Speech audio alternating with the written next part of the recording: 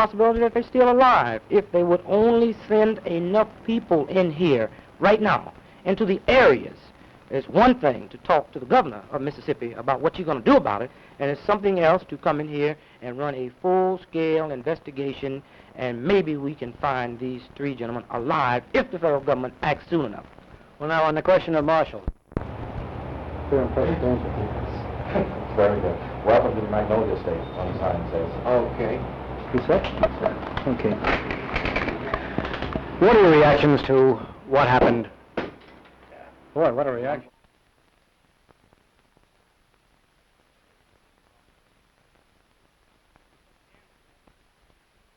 Big swampy, wooded areas. Forget it. Miles and miles.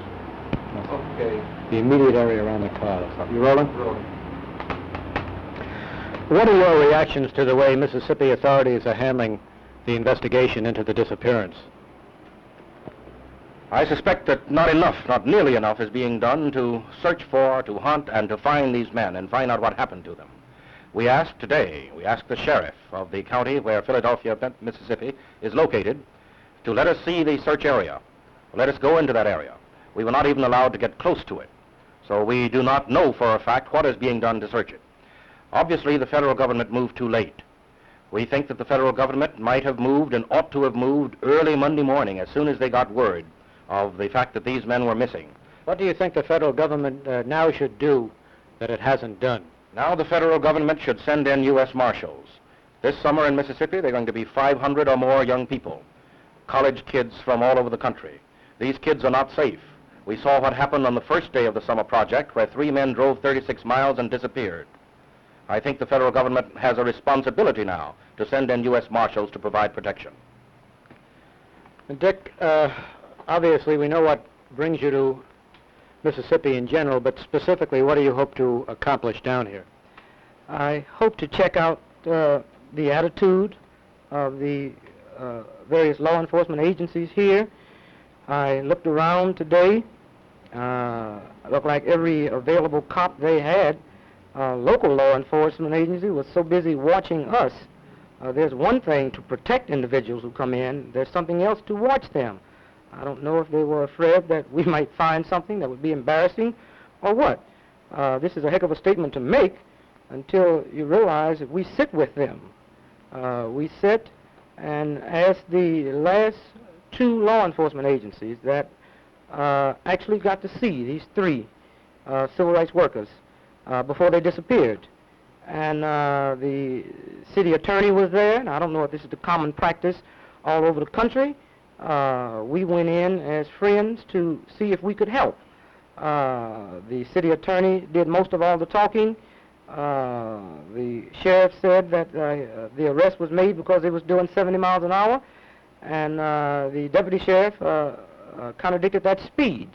So he said 65, as I remember. He said 65, but first he said they weren't going that fast, and it just makes no sense at all that you're going to do 65 miles an hour inside the city of Chicago, let alone inside the Mississippi city when you're a civil rights worker, and the whole world know you're a civil rights worker. Well, so at this time, are you men suspicious of the official stories, or do you have your doubts? How would you express it? I have my doubts, and I'm suspicious too. And we intend to do further checking into the possibility of collusion, the possibility that we and the press are not being given a straight story. Every shred of evidence that we gather will be turned over to the Department of Justice of the federal government. How do you think this is going to affect the young students who have signed up to come down into Mississippi? This, after all, is quite a shock. I imagine many of them now for the first time know what it is to be afraid. Do you think that their determination will flag? Well, personally, I think that with the country as a whole now suffering a difficult blow to America in general, I think right now this is very minor. The first concern is to find out where the whereabouts of these 3 kids and find out if they are safe, and if they're not safe, find out what happened. And all of America is being held up in the eyes of the world, and this is the biggest thing right now, that America is at stake, and the safety of these 3 young fellows is at stake. And I think this is the most important thing right now. This is why it is very, very important for the federal government to send marshals in here. They've already waited too late. Had they sent the right protection in 3 months ago, when everyone concerned asked them about it, this might have not happened. Is the intervention actually actively being asked of Washington to send in marshals? Has a telegram been sent? I am sending a telegram today to the Department of Justice officially requesting that they send U.S. Marshals into this area of Mississippi. Have you been in telephone contact with Robert Kennedy or any of his aides? I've been in telephone contact with some of the aides of Robert Kennedy in the Department of Justice as late as today. Are you satisfied with what they're doing?